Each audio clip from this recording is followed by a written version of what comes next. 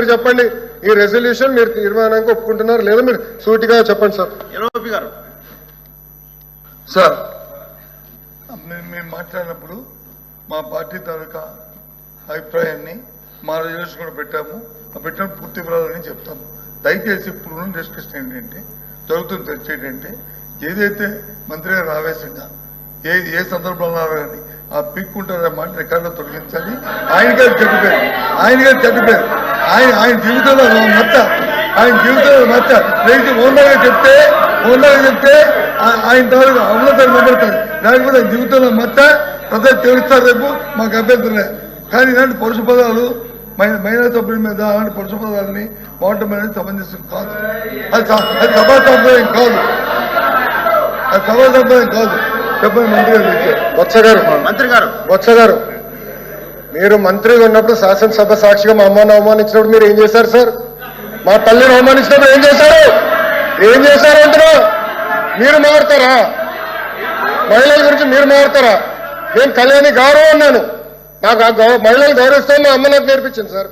మీ నాయకుడికి నేర్పించలేదేమో, నాకు నేర్పించారు.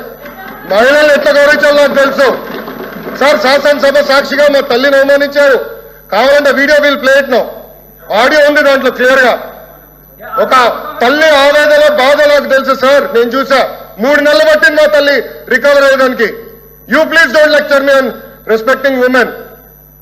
నేను కళ్యాణి గారు అన్నాను. కానీ రికార్డులు చేయండి. మేడం గారు అన్నా. ఏకవచ్చంతో ఏనాడు నేను మాట్లాడలేదు సార్. మాకు చిత్తశుద్ధి ఉంది సార్. వినండి సార్, మీకు ఓపిక లేకపోతే బయటకు వెళ్ళండి. I no problem. Please listen. మీ తల్లిని అవమానిస్తే మీరు ఇట్లా మారుతారా? మీ భార్యను అవమానిస్తే మీరు ఇట్లా మారుతారా? మీరు మాకు లెక్చర్లు ఇస్తారా?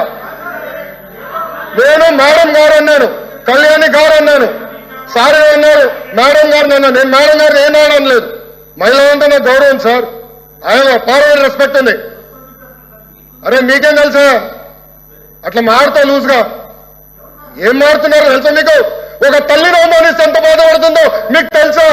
నేను చూశాను. 3 నెలలు 100 రోజుల బాధ నేను చూశాను. మీరు చూసారా?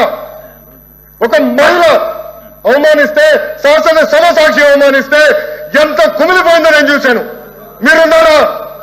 మాట్లాడచ్చు మీ తల్లి గురించి మాట్లాడతారా? ఈరోజు ఇదే మీకు నేర్పించింది మీ ఇంట్లో.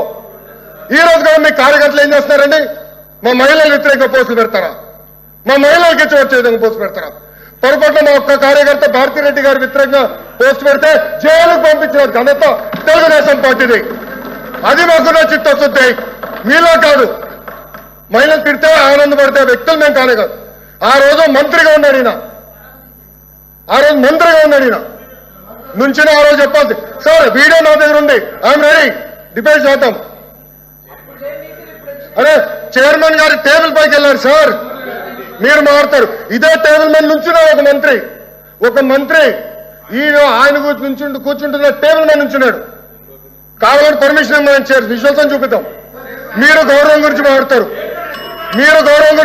మా పైన మహిళలు నేను అవమానించానంటారు. మీరు ఏమిన్నారో నాకు దేవుడిగా తెలియాలా. నేను చాలా క్లారిటీగా చెప్పాను. మహిళలు అంటే నాకు గౌరవం. ఏదంటే అది మాట్లాడడానికి నేను లేదు. నేను సూటిగా మిమ్మల్ని ప్రశ్నిస్తున్నా. మీరు రెజల్యూషన్కి కేంద్రంలో ఉన్న నరేంద్ర మోడీ గారికి పెట్టిన రెజల్యూషన్, ఆయన థ్యాంక్ యూ చెప్తున్నా, పెట్టిన రెజల్యూషన్ ఆమోదిస్తున్నారు లేదా మీరు చెప్పండి. ఎల్ఓపి గారు ప్లీజ్. అధ్యక్ష